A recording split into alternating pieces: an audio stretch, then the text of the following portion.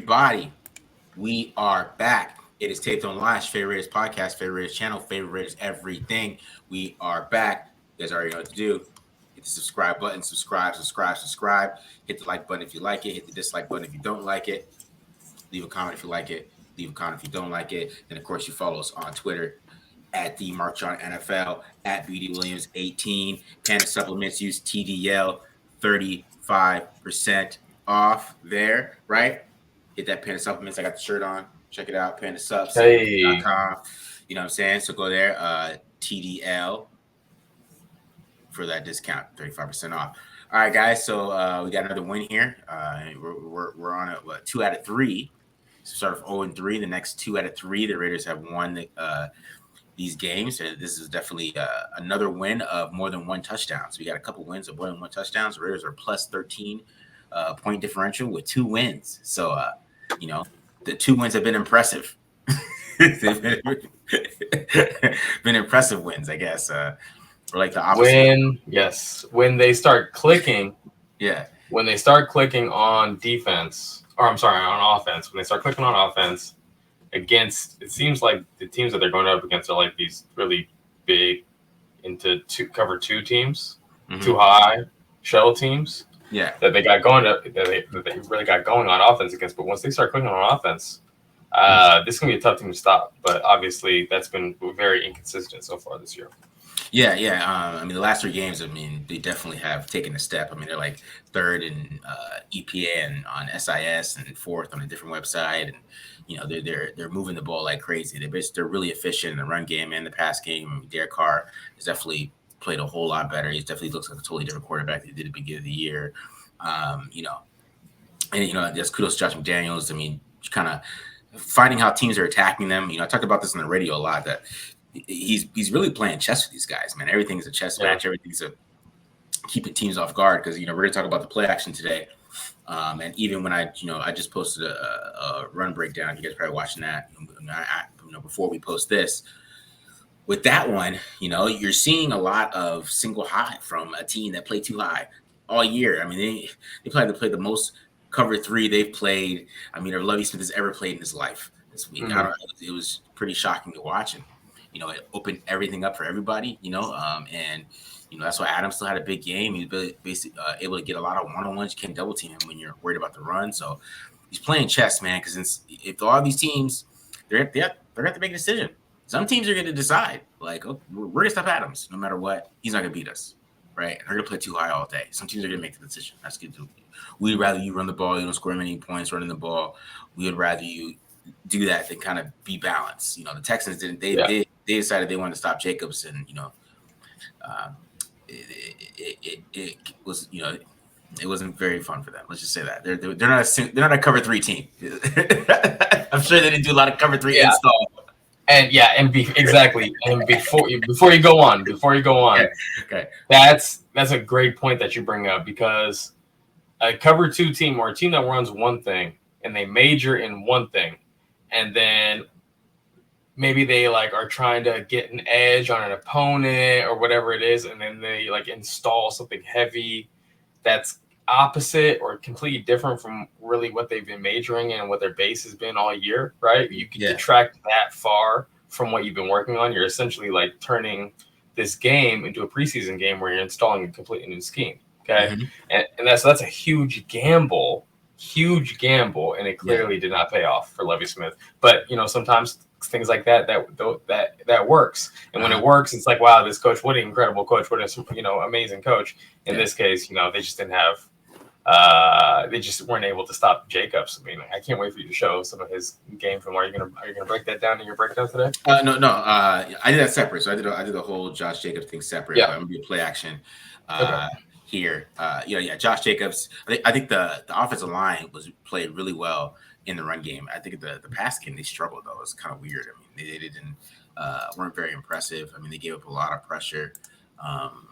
A lot of blown blocks, typical guys. I had some pressures from Mumford, but PFF didn't. I don't know. Maybe I'm wrong. I only had one, but I know he got beat another time, but it didn't end up being a pressure.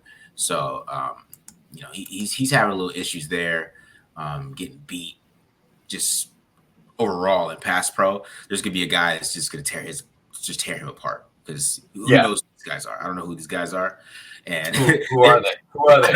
I don't know. Well, I think Rashawn Green, I think was one of them.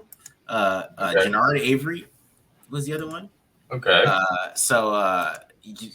And Jannard Avery was giving it to Colt Miller. I'm more worried about Colt Miller. He was giving it to Colt Miller, man. He gave Colt Miller a couple spin moves. Alex Bars started off the game. He had how many pressures I got for Alex Bars in the first quarter? 2 pressures for Alex Bars in the first quarter, and then another blown block that didn't add up to a pressure. So I mean, but he got better as the game went along. He wasn't bad after that, but yeah, they started off really bad, but they got better as the game went along. So I think they did some adjustments with the run game. I think Foss Moreau is having a great year. I don't know where he's going to be, but he's a starting tight end. Somebody's paying him money. I don't know where it's at. How's he blocking? Oh, he's fantastic, man. He's he's basically the highlight of my whole run block breakdown. You know what I'm saying? Like he's fantastic, bro. He's been playing lights out in the run game with the run blocking. I don't know what it was last year, but he was terrible last year. In run blocking, and I don't know if that's the injury. I don't know. Well, I mean, it's the second year past the injury, so I don't know what that was. Last year he was just so bad, and this year he's just fantastic. So it's weird. I don't know. Shout out to the tight end coach, whoever that is. Working on that run blocking with them, because man, he's playing fantastic. I just want to point that out. I mean, he's. I know he's not. Yeah. He's not putting big numbers as a tight end. I mean, he has some good catches this pass game too. Yeah, just showing better as a pass catcher in the offense. So, yeah, he's playing pretty damn good for a tight end, man. He's doing his job. Let's just say that. Shout out Foster Moreau. It was so funny because coming out, the book on him was that he was a great blocker, and then when I watched his film, he was a terrible blocker. Mm-hmm. And I was like, what is this? I've never seen the common theme being tweeted about a player be so wrong before, right? Mm-hmm. And then what I was impressed with, it was his like ability to just like stretch the seam. He just gets so vertical so fast. I was like, wow, this is a potentially like really dangerous receiving threat. And we've seen glimpses of that, so far through his career. I mean, he's done a great job as a number 2 tight end, but it was always going to be like when he could really get into the lineup alongside Waller was going to be when he could line up in line and be a good enough blocker to, be the tight end while Waller is being the X, right? And now it's 12 personnel or is it 11 personnel? You got to make a decision as a defense, right? So it's encouraging to see him play like that because then maybe, I know that we don't want to beat the 12 personnel horse, all the way. But seeing, a couple snaps like that, maybe just small package of plays, 5 or 6 snaps in 12 personnel where you got Waller and Moreau out there, I think that just adds another potential and, mismatch option for this offense. And McDaniels has been doing a great job, like we were talking about earlier, creating those mismatches. Yeah, for sure. They only did 12 personnel 3 times this past game. On the year total, only 18 out of 365 snaps. Yeah, if I have that right. I am. But I mean, like that's always gonna be down because Waller's injuries. You know what I'm saying? Yeah. But I mean, even before he was injured, I mean, he still played like 4 games. You know what I mean, without being injured. So I mean, it just wasn't something that they were doing. I mean, I know Foster Moreau got injured too, but it wasn't something. I mean, they did a lot week 1 more than they did any other week. So we'll see though. We'll see how they do with that going forward. They left us in 12, man. They're not 12. I mean 21. They left us in 21. 21, yeah. With Jacob in there. They run 21 personnel 21% of the time. Wow, that's pretty. That is some high stuff right there, man. Real quick, you're gonna do the play action passing game, right? Yes. Uh-huh. So a lot of that play action was that a 21? Or no? That's a good question. Let me look. I believe so. I'm just gonna take a guess. Well, actually, no, it wasn't. It was at 11. Most of the play action. 11. Which I find interesting. Well, it's a tendency. But I'll just say this on the play actions that I have, they did cover 3 on basically almost every single one. So One was just like a cover 1 that was on 4th and 1, and then one was a cover 6, and the other one was a screen. So I really didn't really put the coverage in there, but they were in cover 3 every single play action. That tells you anything about how teams are playing them now and how they kind of have this chess match kind of won against defenses. Right. This was that game to kind of see it. But anyways, enough offense. I guess we haven't even talked about defense yet. So should I just do the offensive breakdown and then we talk about defense? Yeah, let's just jump into that then. That's a good segue. All right, let's do it. All right.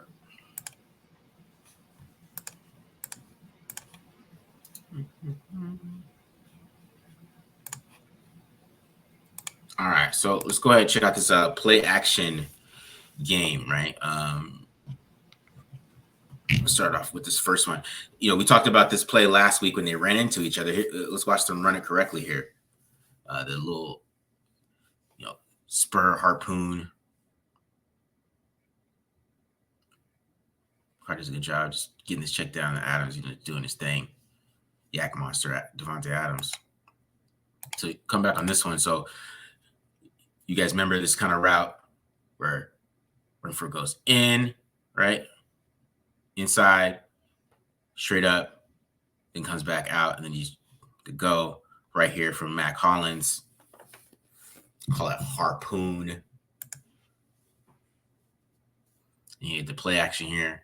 Don't watch everything. So you start off with we got some too high early, right? Too high early. They're playing the pass, playing a little cover 2 on this one.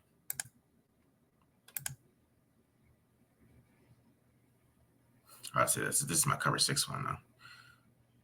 More in cover 2.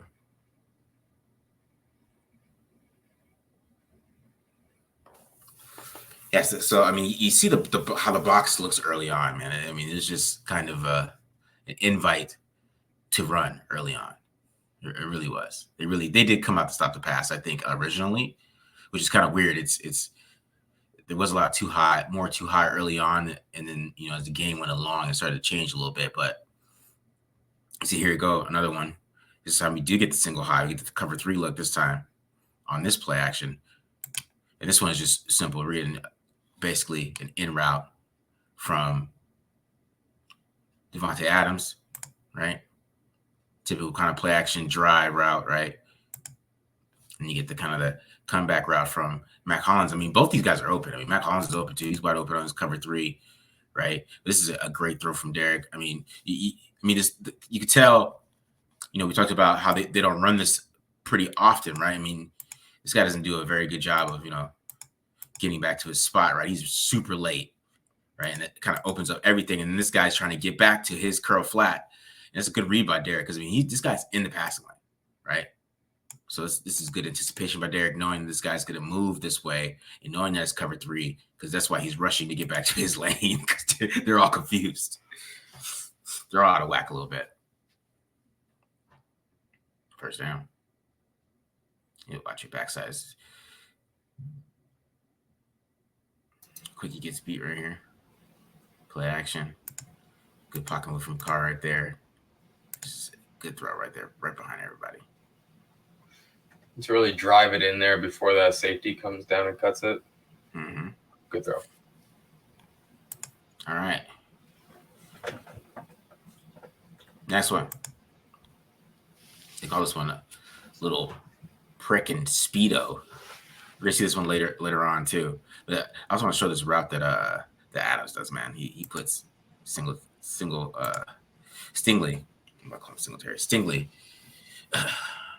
In a what we call a blender, but here we go. We got the speedo right here, what they call a speedo route, kind of over route, football term, over route, and then I mean this is kind of like basically it's like a corner post comeback. That's basically what prick is. It's a design. So watch this, and we're gonna get the bootleg. Derek Carr faking the pitch this way, right? Comes out this way. So you watch Adams. Here's Adams. He's starting to go towards the corner, right? Maybe corner route, out route. Oh, no. And then he starts to come back towards the post. Oh, no. Oh, stop route. I mean, he's open too. right?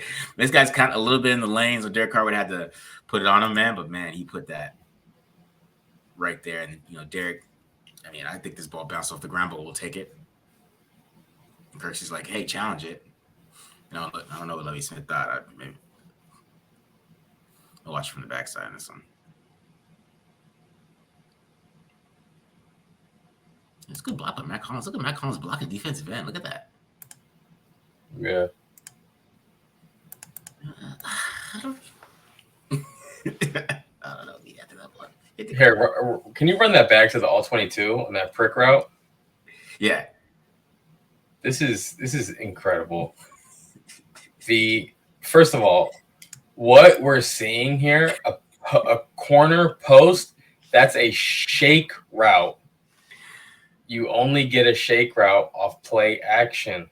Mm-hmm. So everything this corner has ever learned, okay, is working against him right now. That really sucks. That's why it's called a prick route. That's why it's called a prick route. Let's be honest. Like, great. Wow. Love it. Post corner comeback. But that's why you have a player like Adams when you have these type of design and these routes they have in this offense, man. Yes. If Carr has time, he can't guard him on some of those routes. You know Devontae Adams wasn't even juiced after Hunter caught that because he wanted the ball so bad on that. It was a highlight, man. He's about to be on receiver school. Yeah, exactly. All right. What we got here? There's a little play action. Here's exactly here. Talk about shake cross right here. So we get the shake route and the cross, right? But you see the shake route from Matt Collins, and you get the cross. So there's pressure on this one.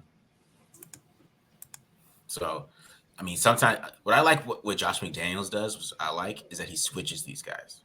Because last week or a couple weeks ago, it was Devontae Adams was running the shake route, right? Mm-hmm. Now we have Matt Collins running the shake route. He's running the crosser, right? It keeps, like I said, always keep defenses off balance. And once again, we're in cover 3 again. Look at that, cover 3, right?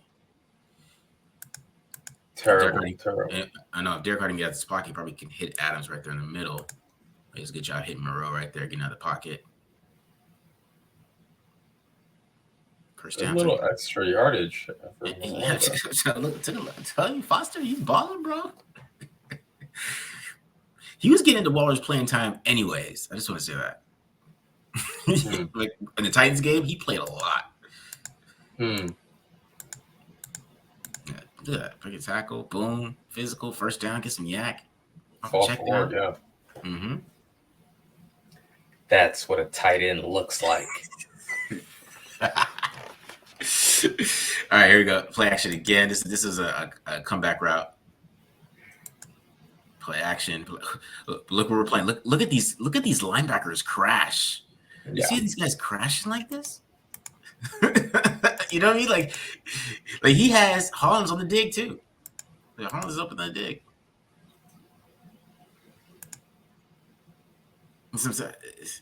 They are crashing like this all game. But you got even Petre. You got Petre's crashing. Everybody's crashing. Look at him.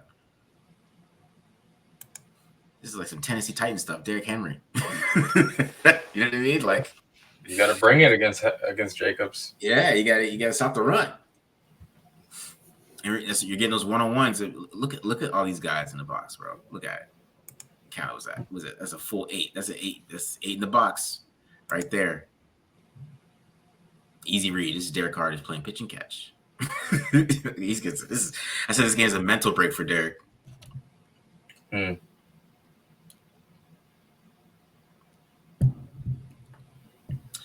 All right, here we go. Next one.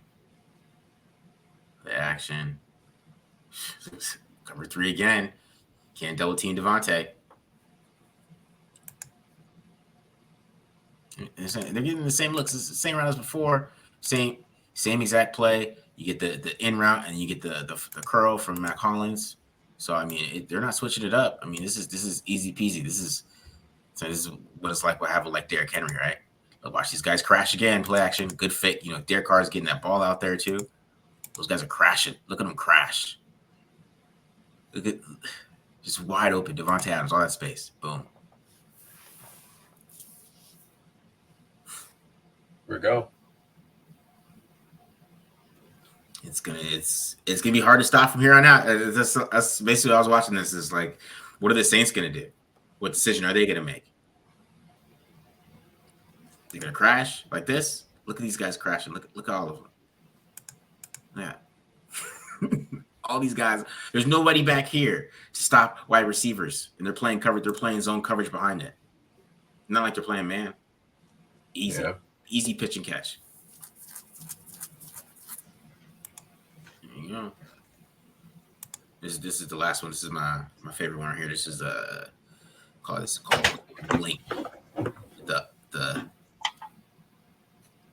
basically the straight beeline route, and the in route from so you get the in route from Adams, and then you're just getting Hunter Renfrow straight across right here on the play action. Here we go once again. Good fake right there, 2-hand fake from Carr.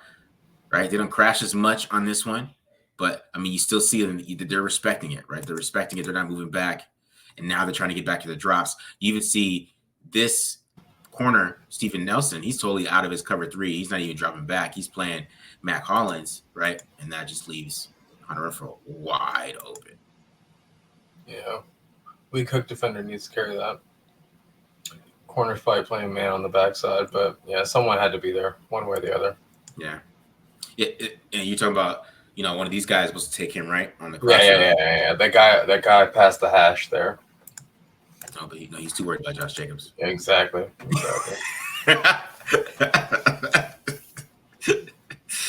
and he's not used to that coverage either. Yeah, he's probably hasn't played cover 3 since 2 years ago or something. He's played he's doing defense or something. Right. Yeah, he's no idea what to do. 40. Was that 49? 48. 49? 48, yeah. Yeah. So you kind of can see what's happening there on offense for the Raiders. I mean, yeah, I'll take that. Yeah. Yeah, man. So it's going to be tough for defenses. I don't know. They got to make a decision, man. The Texans decided they're going to stop Josh Jacobs, and Devontae Adams had 9 catches for 95 yards. Derek Carr was 21 for 27, had a YPA of like 11 or something like that. I saw.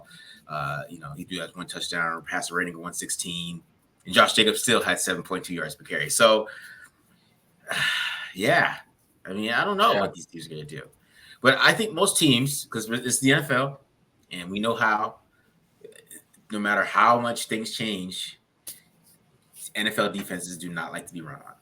They do not. They don't like it. Yeah. They don't like it. I mean, but you see why. You see what it does to the linebackers. Uh-huh. And when you get it back that can break these explosive carries, get 15 plus yards multiple times in a game, that's backbreaking. There's nothing more discouraging than that as a defense, Mm-hmm. Like, you want to, beat the corner outside. Just beat one guy. You just beat one guy. No one else is like hanging their head after that. Okay. But if you break 6 tackles, you know what I'm saying?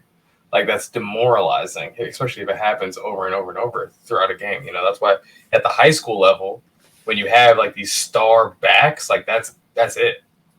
You won the game probably 9 times out of 10. Uh-huh. Right? You got an elite running back or something like that. Like, you're probably gonna win because that guy's gonna go nuts. He's gonna go nuts. That's when you hear about like these guys having like these nutso 300 yards, 400 yard performances. You know what I'm saying? Like, you can't stop these guys, right? Don't even worry about passing. Like, there's too many variables there. Just hand it to this freaking stud. And for Josh Jacobs to do that in an NFL game, okay, that's legit. He's playing like one of the best backs in football. I mean, probably top 3, top 4 backs in football right now, right? Mm-hmm. Gosh, I mean, so what? Yeah, when you have a guy who's playing like that, you got Devontae Adams on the outside. Yeah, poses a lot of problems. And I like how you brought up the Titans, because that what we just saw with all the play action, right? Like you said, a mental break for Derek Carr. Yeah. Like that was easy for them to do that. Like there was no windows here. It was just, oh yeah, he's wide open. Let me just throw it to him. Yes, it's pitch and catch. Yeah. They play pitch and catch a lot, which is what we've seen from Ryan Tannehill when he had everyone was talking about Ryan Tannehill. Oh, he's pretty darn good, isn't he? Yeah, That's right. One chance. Jimmy Garoppolo, these guys, yeah. So, I think Derek Carr's a little bit better than those guys. So we should see good things going forward. I agree. Yeah, and I thought Derek Carr played really well. Overall, just with pocket presence and all that stuff. So he looks like he's pretty comfortable back there. And I don't know, maybe it's Dan Orlovsky. Thanks, Dan Orlovsky. That video you put out there, he just made Derek just make Carr mad. Just throw it to Adams. Just throw it to Adams, right? You make Carr mad and just throw it to Adams, and I guess yeah. Like I said, my grandma could have told him that. Okay. No credit to Dan Orlovsky. All right. Devontae Adams told him that. Just throw it to me. All right. Okay. I know because it's funny we talked about that last week about how Max Hollins got all those catches, and then the next week Devontae Adams was running the X routes. Right. Yes. So what positions does Hollins play? What positions? Yes. That's where the ball goes in this offense. Okay. Okay, well, I'm playing that. So yes, the Z stuff is done. This is cool. I'm not Kendrick. Make it work. Exactly. All right. So the defense, they had a good fourth quarter. But, yes. 1 through 3 wasn't very impressive. They kind of let the Texans control them. Dameon Pierce kind of ran all over them a little bit. He's been running all over everybody, but he has some really impressive runs. And then, Davis Mills looked like the Texans shouldn't draft Bryce Young. He looked like he was ready to go to be the man of the future from when I watched. So what were your thoughts, BD? Yeah, so run game was up and down. Stopping the run was up and down. Mm-hmm. I was really excited to go through the tape because, first of all, I wanted to see Dameon Pierce. Like, I'm a football fan. I'm a fan of football. Raiders won this game, so I didn't have anything bad to feel about. I could watch this great back, okay? And I definitely wasn't disappointed. This guy's going to be a problem in the NFL. My goodness. His offensive line sucks, okay? Period. They're not good. And just some of the reads that he was making, some of the bursts that he has, making guys miss consistently. If the first guy rarely ever tackled him, he's making something out of nothing. Even on like some of the most impressive 3-yard runs that you'll ever see. You know what I'm saying? So, that guy, he's gonna be a problem if they can get offensive line and keep on doing this thing with Davis Mills. He seems to be all right. They're onto something good there. But yeah, on to Davis Mills, I'm going to talk about him a lot in the breakdown. Okay, yeah. What I will say, and I'll say it again. It's discouraging that Davis Mills looked so good against them. Yeah. Right. Mm-hmm. It's discouraging, and it kind of it points to the lack of talent plus chemistry in this defense. Injuries are taking a toll. Hobbs is out. Merrick is nursing a hip. He definitely doesn't look the same since he came back. So guys like Anthony Averett are coming in and they've been banged up and they're playing their first, football in 4 weeks or whatever it is. It's definitely a lack of cohesion. But then, are these guys really that good? Yeah. At all is a valid question. It's a valid question. So that is discouraging.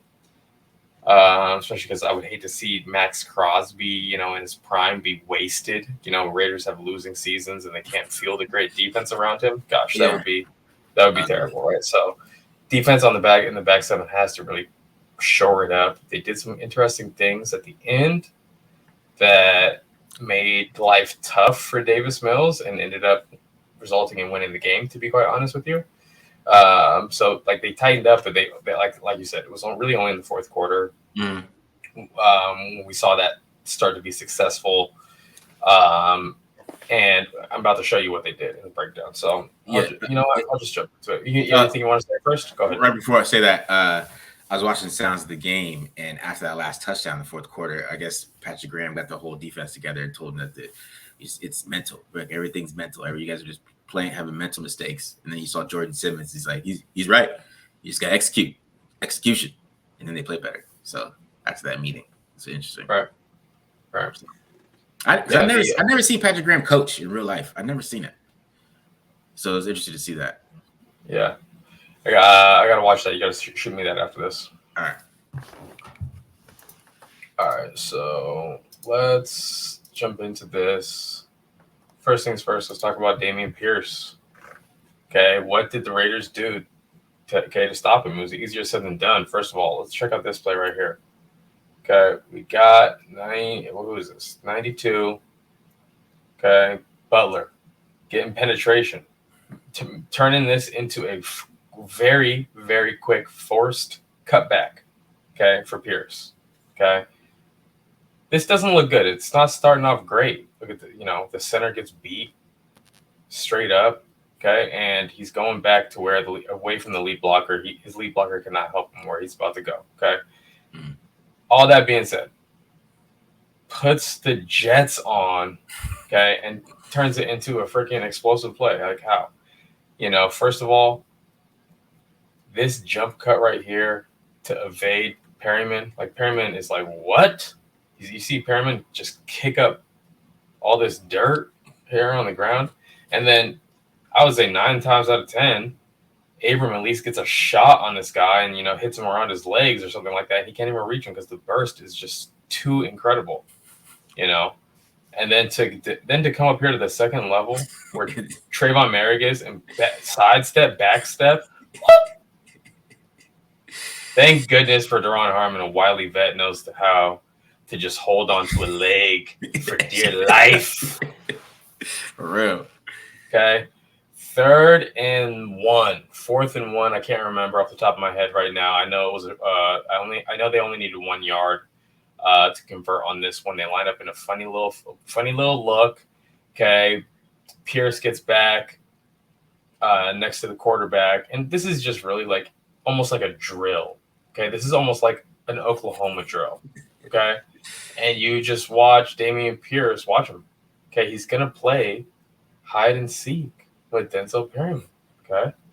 And he does just enough with this jab step, crossing this hash to make Perryman. Okay, here. No, this is the wrong play. So then he jab steps here, makes Denzel Perryman jump out of the hole and just goes. Look, he's toying. He's toying with him. Okay. So this went from 1 yard to gain to get a full 10 yards out of that play. That is demoralizing. Okay. Now, what do the Raiders do? Okay, actually, here's another one. Okay. 3rd and 1. This might be an example of Patrick Graham gambling, or perhaps an example of Patrick Graham out coaching himself. Okay. But they get into 3rd and 1. Daron Harmon, he's the safety, and his job in this is to take on the lead blocker and get his head across. And we know that his job is to do that because Perryman jumps outside. And really the whole point of this is to force the ball carrier to bounce. Okay. But in theory, Daron Harmon he's not the guy to do this. This is not a linebacker. So the fullback completely digs him out of the hole on a 3rd and 1, a crucial situation. If this is a 1st and 10, fine. Okay, but a 3rd and 1, this is not the play for that. So huge gamble. I don't know if they were expecting a play action pass, but that is a terrible call for that situation. All right, so now let's get into how did the Raiders stop them? Okay, by getting penetration. They started doing more gap shooting, which is how they were effective in stopping the run against under Coach Bradley. Okay, you see Denzel Perryman shooting to the gap again. Phenomenal. This is a run stop 9 times out of 10. Makes Denzel Perryman miss. Luckily, other guys are there to clean up. Only a 2-yard gain instead of a 3-yard loss. All right, but they stopped him. Here's another one. Hankins gets that penetration, trips. Pierce makes Kendall Vickers miss. Luckily, there's a third guy. It takes 3 guys to take this guy down, but you see the penetration. You see what the penetration does to this blocking scheme. And, just watch these guys get beat. Just watch this guard get completely shoved across like he's not even trying. Get this tackle. Really, that's poor effort, to be quite honest with you. He ended up shoving the guy on the ground, but didn't finish that block. Okay. So that's how they got penetration, by taking advantage of this offensive line. That's how they stopped Dameon Pierce. Okay, you see again, blitzing off the edge. Diablo comes across. Still, Dameon Pierce makes him miss the first time. So hard to take down. That's how they did it, and they did enough of it by the end of the game. Now, Davis Mills, really, he broke their first half game plan. And their first half game plan, in my opinion, was not disrespectful, but it's like the game plan that you have for like a young quarterback and who you don't think that who can beat you, and you really want to stop their back, you want to stop their run game. That's the kind of play action they had. So this is an example of these guys getting into single high look, and Davis Mills just finding his receiver at the bottom of the screen and throwing that into an extremely tight window. This is probably not a window that many NFL quarterbacks would even attempt, to be quite honest with you. Okay. But he attempted these all game and won. Okay. Here's an example. Again, man coverage, single high. Merrick is in man coverage on the tight end. Okay. The wide receiver is at the bottom of the numbers. So outside the numbers, against this look, this defensive back on a tight end with this defensive back on a wide receiver will never switch in man coverage. They will lock this every time. So this is a great play call to get a switch release wheel route up the sideline. That's a really good play call, okay? And the fundamentals of football, you've heard me talk about this if you watched the channel before, when you're playing man coverage, you have to play man coverage at different levels than the guy next to you. So Merrick, really, he needs to be back here, okay, past this 50-yard line. So if 48 does go out, because they have to play lock, they have to lock this. If 48 does go out, he doesn't run into Rock Yassin. Okay, so that's really about bad fundamentals here for Trayvon Merrick more than anything. And it very well could be, hey, look, we need to stop this run game, so that's why he's creeping up. And again, when you have to stop the run game, it hurts you against the pass. Mm-hmm. Okay, here's another look where they're playing man coverage. Okay, they get another. Now, these wide receivers are close enough to switch. You can switch these guys. Does Graham ask these guys to do it? Do these guys care enough about Davis Mills to even attempt it? No, they don't. They just play lock again, and they get hit with a little rub route, beater route. This is sick. This is nasty. It hurts. That'll kill lock almost every single time. Okay. Now, they have played, and you remember in the preseason, they played a version of this where at the snap, Amik is going to just jump down and play man on this guy behind the stack, and then whoever this corner is back here will slide over and play man on the point man. Okay, they've played different types of switches, different type of banjos. It's in their tool bag, but they decided not to do it because they probably just didn't respect Davis Mills enough to even put that in the game plan this week, to be quite honest with you. Okay, and so Davis Mills made them pay for it. Here's another one. Okay, look, single high. Okay, single high. I think that this is just cover one. I think it's a blitz. Abram is going. Abram is blitzing. Okay, so it must be at the very least, a man coverage, maybe a cover one blitz. And you see Avery get beat here. Same exact play. He got beat with a huge huge yardage earlier on. I don't know if that was the preseason or maybe like the first week of the season, something like that. Mm-hmm. But so you see him give that one up there again. And really just Davis Mills, you want to play him straight up, you want to give him an easy passing window, he's going to hit it every time. Like in rhythm, he wants to get the ball out quick, and he was just doing this. So if you give him something easy like that, he's just going to take it. Let's see what's this one. Another single high. Okay, yeah. So this is the point where I'm going to give Davis Mills some credit. Okay, he's got some moxie. He's got some playmaker in him. I want you to watch this play. Okay, first I think Blake Martinez might have given this up. He might have tipped this off a little bit earlier on. He's gesturing. I kind of cut it out. He's gesturing towards Abram to he's saying, "Hey, you're gonna blitz down here. You're gonna blitz over here, right?" And I don't know if that tips him off or Davis Mills, when he snaps the ball, he looks at Max Crosby jumping inside here. Okay, but either way, he doesn't even complete this play action because I guess he's feeling the pressure, right? If he completes this play action, it's a sack. Okay, but he says, I think I'm gonna get sacked. So he turns around and just throws it. Okay, YOLO every time. So that's a baller play, in my opinion. To just have the instincts to know, I think they're going to give me something where I need to get that ball out quick. Okay, here's another one. Who is this guy? Davis Mills. Play action, doesn't like what he sees, comes back around. You see the little dump off? Very cool. Very chill. All right. Here's another one. This is a touchdown pass. Okay. We have a pass rush front, 3 defensive linemen on one side of the center, only 1 on the other side. And number 91, Bilal Nichols, is going to have a really long developing stunt where he's going to go from this opposite side of the center all the way around as an edge contain rusher. Okay. And that allows Davis Mills to kind of move away from Max Crosby towards that edge that begins a little soft. So Davis Mills needs to buy time. We talked about this in the preview. He wants to see this guy put his foot in the ground before he throws the ball. Excuse me. He's not going to throw with anticipation. So in this look here, he needs that time, and he gets it because the stunt is so long developing.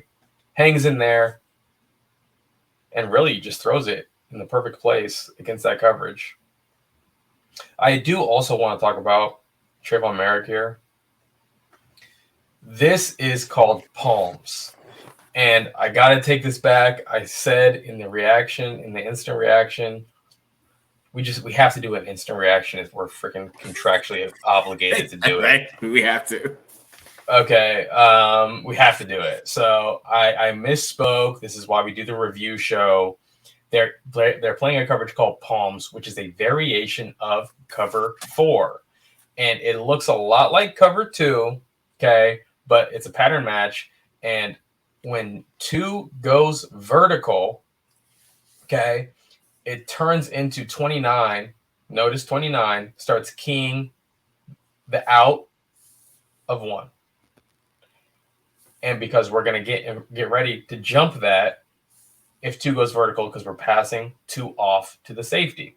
And I just want you to notice, okay, I chatted with Ryan Holm on Twitter about this before the game.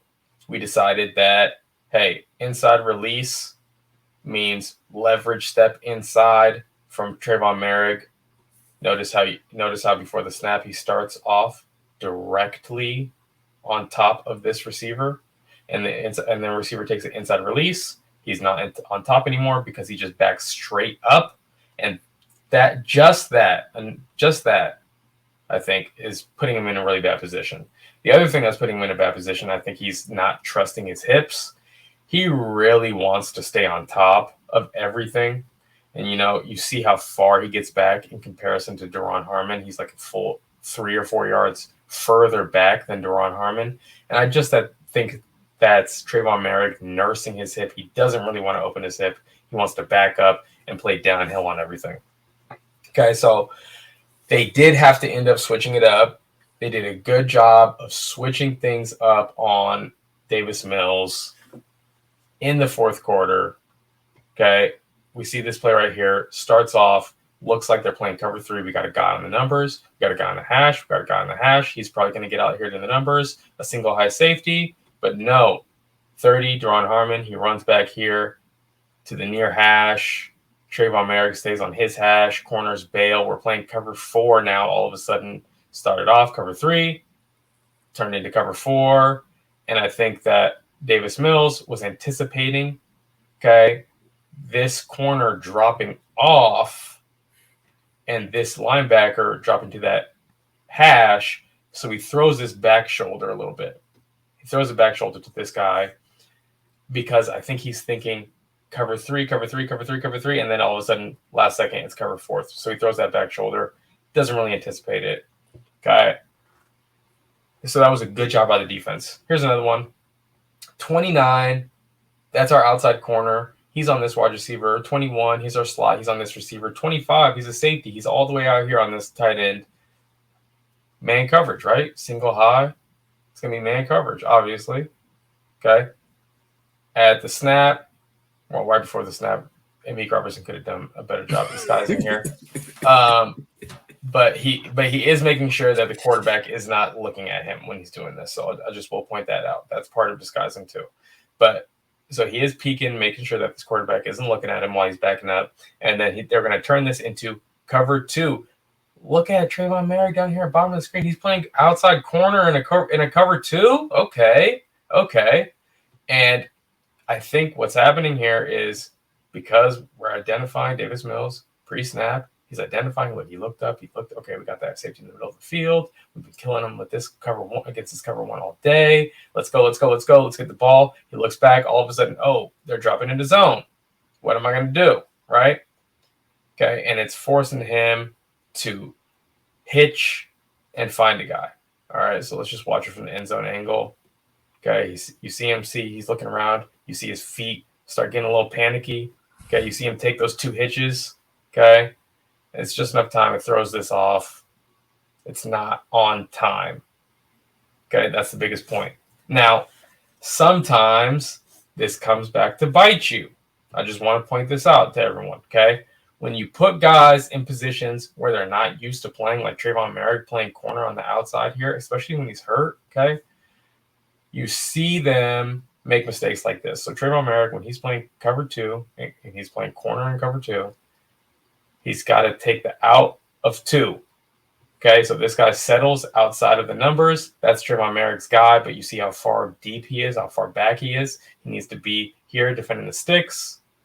Okay, and it's a first down on like a 3rd and 9 or something like that. That was fourth and 10. 4th and 10. There you go. 4th and 10. Crushing. Okay. And you see here, you got to do a little bit more than this. You can't do this 2 plays in a row against Davis Mills. He goes, oh, okay, I see what they're doing. Let me go find the guy. Okay. So you got to give him just more. It's not enough to just give him an exotic look over and over and over again. You got to switch things up. Okay. So in the beginning of sometime in the 3rd quarter, I think this is the beginning of the 3rd quarter, they gave him this look. This is an interesting one. Okay. I haven't seen this before ever. I have to research this more. They're playing cover 4, okay, against doubles. 1-2 receivers on one side, 1-2 receivers on the other side, okay? And it looks like they have an adjustment when they get 4 verts, or Seattle. When they get 4 verts, okay, watch Deron Harmon now come down and play in the high hole, and Trayvon Merrick go close to the middle of the field. And all of a sudden it turns into cover 3. Last second. Okay? Or something. All right? But this is a strange look. Okay? And at first I thought that maybe Trayvon Merrick was just like lazy on this. Okay, I thought that maybe, maybe he's just not in the right position. Deron Harmon did a great job jumping in front of that. Okay, so let's watch it from this. We're in dime personnel, by the way. And we're going to get an obvious pass rush situation. But you see Davis Mills. You see him want to go over here, but all of a sudden these safeties are rotating last second. So he's having to hold on to the ball a little bit longer, take those extra steps in the pocket, Really, he wants to throw the ball now, but he holds on to it because he sees Harmon jumping it. And it forces the coverage sack. Let's watch Cleveland Farrell. Okay. Does a good job with his hands, keep those hands fighting, never lets this guy get clean on him so he can push him back into the quarterback. Chandler Jones as well. Go ahead. We got a Chandler Jones sack. Yeah, got a Chandler Jones sack here, half sack. We see him go. He goes for the two-hand. What is this? Forklift. Bam. Tries to snatch trap. Sorry, snatch trap. Tries to go for that snatch trap right there.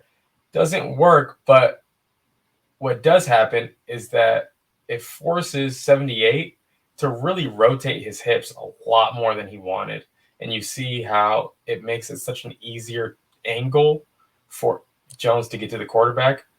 And it's all because he tried that initial move. So even though it didn't land, it messed with that tackle's hips and feet enough to drive him back into the quarterback. I don't know. I kind of feel like he did a fake rip and then pushed into him and then didn't use his hands. Like he's like kind of like he's gonna fake rip through and then he switched it.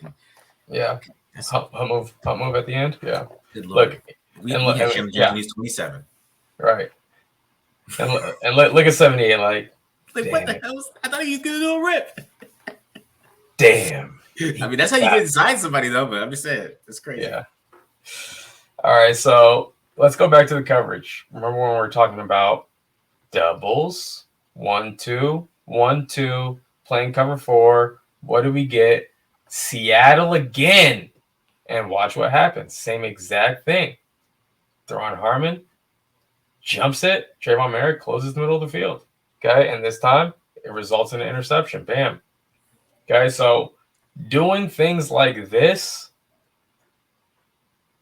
okay, and they had to, right? They had to, because Davis Mills was tearing him up. He was tearing them up when they were trying to play him straight up. They were wanting to just play straight up man. Like, hey, our guys are better than their guys. We're going to play straight up man. Davis Mills was slicing them up. And they would stop the run. It would be like a 2-yard run. And it would be like 2nd and 8. And then Davis Mills would just drop back and just hit a guy one-on-one, and it'd be first down again.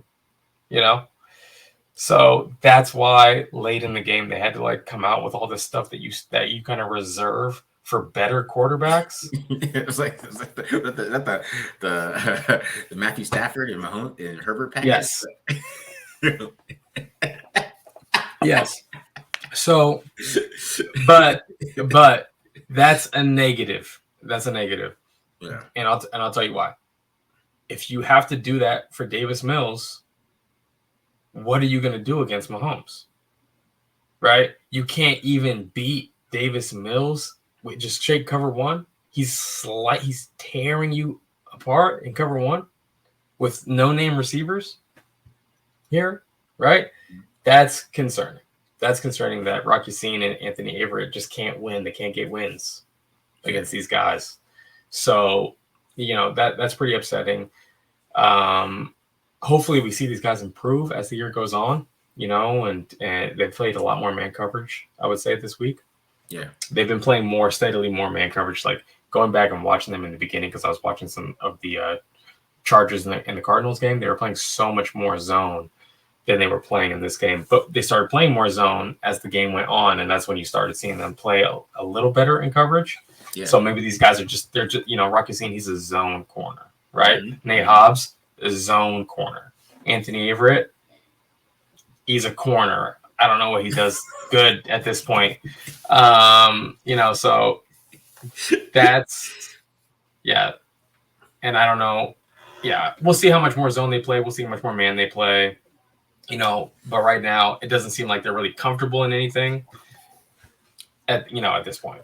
Yeah, it's interesting, with all the corners, you wonder if Sam Webb start getting some play after a while, if they start playing more zones, since he played zone really well in preseason. I mean, that's something he did really well, was play cover 2. So you wonder if they start going back more to the zone coverage, which I think he should do, because the secondary is not good. The man experiment's not working, so obviously they can't play man. So you better get back to the zone looks and try to confuse people. I mean, that's your best. That's your best type of way to do anything. I mean, you got to pick six. You're saying you try to confuse him, right? pick six. You know what I mean? So Pick six. Yes. So yes. maybe you should do that earlier on third down. Try to confuse him earlier on third down, but they felt like they could just blitz him, and there's Nico Collins back there, but Nico Collins just wins. You know what I mean? Yeah. They couldn't stop Jordan Akins, really. Jordan Akins was killing them. Man. Yeah. Pretty upsetting. So I do want to talk about, because Jonathan Hankins got traded. That's a big question people have. So what do you think is the reason behind that? I know Andrew Billings was kind of stepping it up and playing a little better, but then you saw Neil Farrell.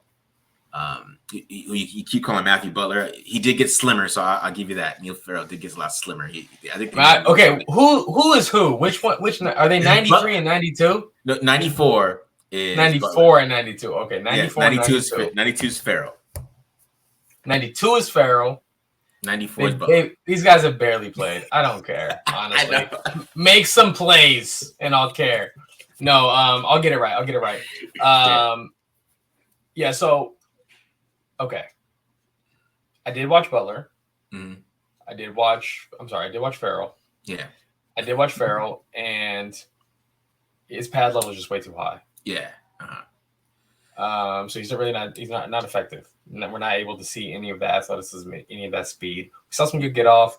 There were some moments where he was getting some penetration, but because the pad level was so high, NFL players are able to reset and re-anchor. Yeah. So I would say he's not extremely effective, but Hankins, the problem with Hankins was he was on the ground a lot. Those plays where I would say almost every single one of those plays where Dameon Pierce made a phenomenal play or something like that, Hankins was in there. So I don't know if maybe the coaching staff is kind of looking at that. He looked at a shape, did not look like the Jonathan Hankins that we know. Jonathan Hankins that we know gets off double teams, and we weren't really seeing that from him. Nichols has stepped his game up a lot. Yeah. He's making some impact. Okay. Yeah. Not going to say he's playing great or anything, but he's making an impact. And then Billings, for what he is he's a guy who, if you just single block him, I think your average guard in the NFL, average center in the NFL, especially even above average center in the NFL, probably going to have a hard time blocking him one-on-one. Yeah. So he's able to get off and detach and make some better plays than Hankins has proven, at this point. And I think that for them, this coaching staff, they're probably like, well, hey, if Hankins isn't really doing much, no point in keeping him around. Let's get these young guys, in the action. So Exactly. All right, man. Any other thoughts on defense or any other thoughts? Nothing. Not yet. I gotta finish charting. I haven't finished charting yet. I had some family in town, so I'm a little bit behind. Gonna give the premium members, the tape watchers, the tape grinders, gonna give them a full kind of recap of the game. Probably tomorrow morning or tomorrow afternoon. We'll see. So I'm planning on doing that. But yeah, no more. I don't have any other. I'm just discouraged that Davis Mills looked good against them, I guess. Yeah, we got Andy Dalton coming up this week, man. So, hopefully Andy doesn't go off on them. I mean, he's put up 30 points a game or something like that. They keep losing though. So obviously the Saints' defense isn't playing that well right now. So we'll see how that matchup goes. Traveling to New Orleans, hopefully nobody, hits Bourbon Street on Friday when they land. Hopefully Josh McDaniels. Look, living in Vegas, you better have great discipline. Come on, nothing should faze you. You know what I mean? But I will say, New Orleans is probably one of the greatest towns on earth. So visit New Orleans if you haven't been to New Orleans. Yeah, you know what I'm saying. Yeah. I always think about you always say the Saints, man. They lose 14 or 14-0 at home or something like that. I just think about how players get off that team plane, man. I just think about Channing Crowder. He's talking about as soon as he got the plane, he was looking for a strip club. So yeah, right. Travel. Miami is so hot. oh, it's so hot in Miami. That's why you go there and you lose. Like, no, that's not why. You land on Friday and you play the game hungover. And yeah, you're hitting South Beach. That's why. It's not the Heat. It's not the hope for the advantage the Dolphins have. Right. All right, guys. I think we're good. We're out of here. Make sure you guys hit the subscribe button. Subscribe. Keep checking us out. Keep bringing the numbers up. We hit 8,000 subscribers, so we're trying to hit 10 by the end of the season. We got 2 months, guys. So get us to 10, man. Hurry up. Tell your friends, and also follow us on Twitter at @TheMarkJohnNFL, at BDWilliams18, and then PandaSupplements.com. Panda Subs, like I said, I got the shirt right here. Panda Supplements. PandaSubs.com. TDL. 35% off. We're out. Peace. Later, y'all.